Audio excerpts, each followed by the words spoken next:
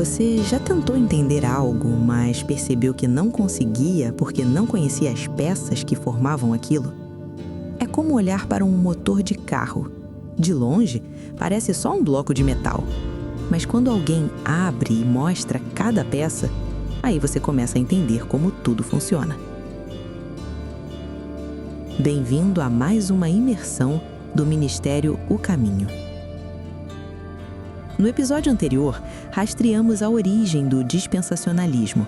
Vimos como nasceu de uma visão em 1830, como ressuscitou ideias jesuíticas do século XVI e como se espalhou através de bíblias anotadas e best-sellers.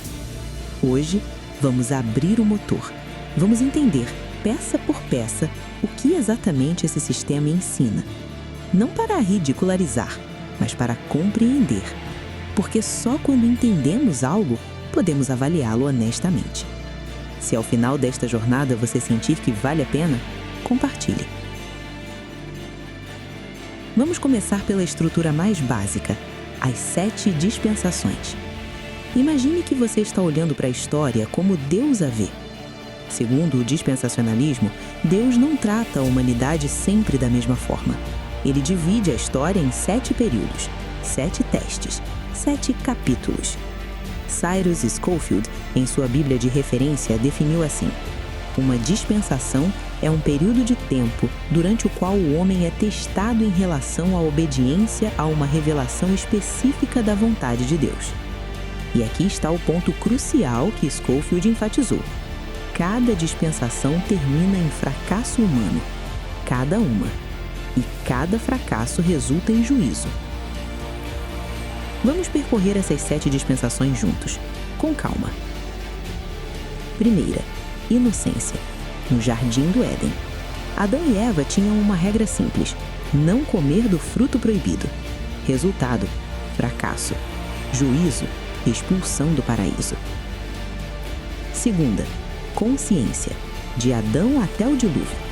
A humanidade deveria seguir sua consciência. Resultado, a terra se encheu de violência. Juízo, o dilúvio global. Terceira, governo humano. De Noé até Abraão. Deus deu autoridade humana para governar. Resultado, Torre de Babel, rebelião organizada. Juízo, confusão das línguas e dispersão. Quarta, promessa. De Abraão até Moisés. Deus fez promessas incondicionais a Abraão sobre terra e descendência. Resultado? Israel acabou escravizado no Egito. Juízo, 400 anos de escravidão. Quinta, lei. De Moisés até Cristo. Israel recebeu a lei no Sinai. Deveriam obedecê-la. Resultado, violação constante, idolatria, rejeição dos profetas. Juízo, cativeiro babilônico e dispersão. Sexta, graça. De Pentecostes até o arrebatamento. A era da igreja. Salvação pela fé, não por obras. Resultado previsto, apostasia crescente. Juízo futuro, grande tribulação após o arrebatamento. Sétima, reino. O milênio futuro. Cristo reinando fisicamente em Jerusalém por 1000 anos. Resultado, mesmo com Cristo presente, rebelião final quando Satanás for solto. Juízo final, lago de fogo. Percebe o padrão? Teste, fracasso, juízo. Teste, fracasso, juízo. Scofield escreveu: cada uma das dispensações pode ser vista como um novo teste do homem natural, e cada uma termina em juízo, marcando seu completo fracasso em todas as dispensações. Agora, vamos para a peça central desse motor, a que faz tudo funcionar de uma forma específica: a separação absoluta entre Israel e a Igreja. Israel e a Igreja são 2 povos distintos, com destinos distintos, com promessas distintas, com planos divinos paralelos. Veja como isso funciona na mente dispensacionalista. Deus fez promessas a Abraão, promessas sobre terra, sobre descendência, sobre bênção. Essas promessas, segundo o dispensacionalismo, são literais, físicas, eternas e nunca foram transferidas para a igreja. Quando Jesus veio, os judeus o rejeitaram como Messias.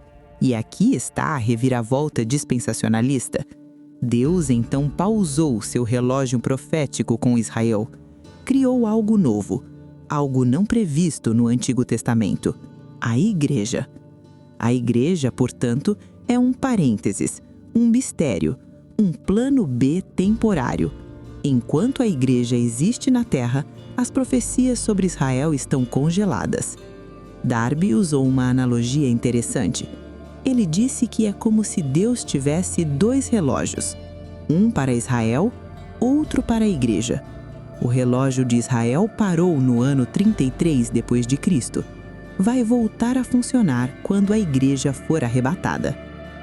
Isso leva à peça seguinte, o arrebatamento pré-tribulacional. Aqui está como funciona no sistema dispensacionalista. Daniel profetizou 70 semanas sobre Israel. Cada semana representa 7 anos. 69 semanas já se cumpriram, terminando na crucificação de Cristo. Mas a 70ª semana ainda está no futuro. Essa última semana de 7 anos será a grande tribulação, o tempo de angústia para Jacó, um período de juízos devastadores sobre a terra. O anticristo fará um acordo com Israel. Quebrará esse acordo na metade da semana. Perseguição, guerra, pragas, catástrofes. Mas aqui está a chave. A igreja não pode estar presente durante a tribulação. Por quê? Porque a tribulação é o cumprimento da 70ª semana de Daniel. E essa semana é sobre Israel, não sobre a igreja. Portanto, antes da tribulação começar, Cristo virá secretamente, invisível para o mundo. Ele arrebatará os crentes fiéis. Os mortos em Cristo ressuscitarão. Os vivos serão transformados e todos subirão para encontrar o Senhor nos ares. O mundo acordará no dia seguinte e milhões de pessoas terão desaparecido. Pilotos, motoristas, médicos, mães, crianças sumidos, sem explicação. Aí começa a tribulação, 7 anos de horror. Durante esse tempo, muitos se converterão, especialmente judeus. 144 mil judeus se tornarão evangelistas. Uma grande multidão de todas as nações será salva, mas através de martírio. Ao final dos 7 anos, Cristo retorna visivelmente, com os santos, para lutar na batalha de Armagedon, derrotar o anticristo e estabelecer seu reino milenar. Agora, a última peça que precisamos entender: o reino milenar terrestre. Segundo o dispensacionalismo, quando Cristo voltar visivelmente após a tribulação, ele não estabelecerá imediatamente o estado eterno. Não. Primeiro haverá 1000 anos literais de reino físico na terra. Onde será a capital desse reino? Jerusalém. A Jerusalém literal, terrestre, no Oriente Médio. O que acontecerá? O terceiro templo será reconstruído. O sistema sacrificial será reinstituído, mas agora como memorial da obra de Cristo, não como meio de salvação. Israel será restaurada à sua terra prometida. As ponteiras descritas no Antigo Testamento serão finalmente cumpridas. Cristo reinará fisicamente do trono de Davi. Os santos arrebatados reinarão com ele. Israel será a nação líder. A lei de Moisés será parcialmente reimposta. Haverá paz universal. O lobo habitará com o cordeiro. Mas, e isso é importante, ainda haverá pessoas não glorificadas na terra, pessoas que sobreviveram à tribulação. Essas pessoas terão filhos, e nem todos esses filhos seguirão a Cristo, mesmo com ele presente. Ao final dos 1000 anos, Satanás será solto e conseguirá reunir uma última rebelião. Deus a esmagará com fogo do céu. Então virá o juízo final do grande trono branco e, finalmente, novos céus e nova terra. Agora, há uma última peça que precisamos entender, porque ela conecta tudo isso com o mundo real, com política, com eventos atuais. O sionismo cristão. Se você acredita que Deus prometeu a terra de Canaã ao povo judeu étnico de forma literal e eterna, e que o cumprimento dessas promessas é necessário para os eventos finais acontecerem, então o que você faz quando surge o Estado de Israel em 1948?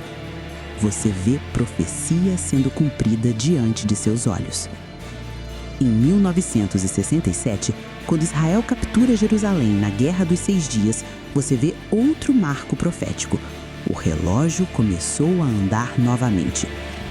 Hal Lindsey, no Grande Planeta Terra Tardio, publicado em 1970, 3 anos após a guerra, escreveu que a geração que viu Israel ser restaurado não passaria até que todas essas coisas acontecessem.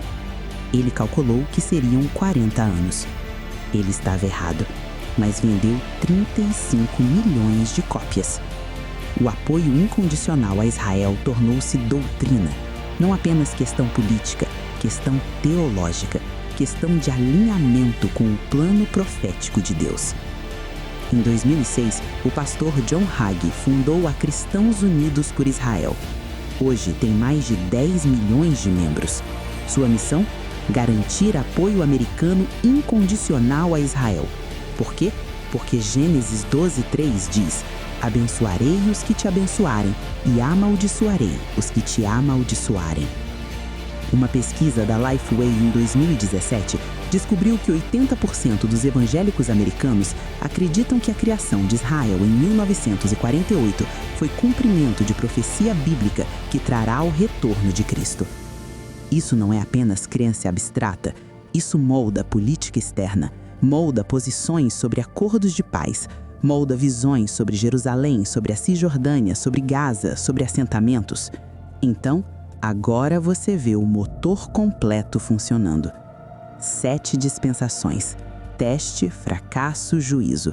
Israel separado da igreja, parêntese da era da igreja, arrebatamento secreto antes da tribulação, 70ª semana de Daniel ainda futura, reino milenar literal em Jerusalém, e tudo isso resultando em apoio político incondicional ao Estado moderno de Israel.